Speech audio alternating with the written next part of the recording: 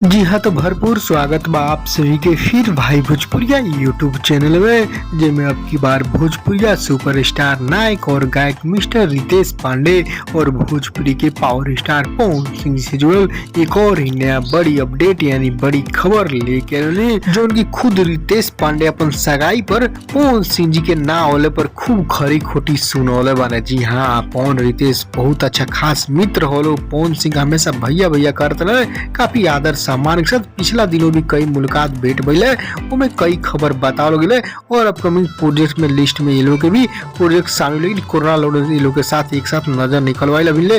जी हाँ, तो कल हुए रितेश पांडे के सगाई बीतला हाल फिलहाल जो उनकी देर रात की खूब वायरल हुई। अब कह जाए ऊपर पवन सिंह जी के भी इन्वाइट कर रहे लेकिन पवन सिंह जी ना आई तो रितेश पांडे का कहने इहो आप सब जान जाए और पवन सिंह जी भी ढेर सारा खुलासा करे रितेश पांडे के सगाई में ना पहुंच रहे। जी हाँ, नया बड़ी खबर सारा डिटेल साथ बताएं तो थोड़ा वीडियो लंबा हो सकता, पूरा वीडियो अंत तक देखें। उससे पहले एक और रिक्वेस्ट करें आप सभी के, यदि आप भाई भोजपुरिया यूट्यूब चैनल पर नया बानी तो जुड़े जरूर सब्सक्राइब करके घंटी ऑन कर दें ताकि यही तरह के सभी लेटेस्ट न्यूज सबसे पहले पाए, कोई न्यूज मिस ना। जी हाँ, पिछला दिन हम आपकी खबर बतेले रही, पवन सिंह जी बधाई दिल रहे और कहल रितेश पांडे की सगाई एक भोजपुरी के इतिहास से हो गई। उनकी लॉकडाउन में सभी स्टार के मौजूदगी ना रहे। जी हाँ, आप लोग ध्यान दिले फोटो वायरल हुई में बहुत कम ही फिल्म टीम मेंबर लोग नजर आए।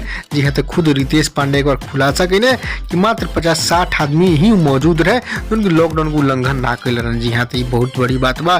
जब स्टार लोग इतना सेफ्टी के साथ रहता तब फैंस लोग के भी सेफ्टी रख चाहिए कि कोरोना बड़ा रूप ले ले। जी हाँ, तय पर कहले पवन सिंह जी बधाई दिले रहे फोन कॉल से बात करके, लेकिन रितेश पांडे फिर दोबारा लाइव अले ना।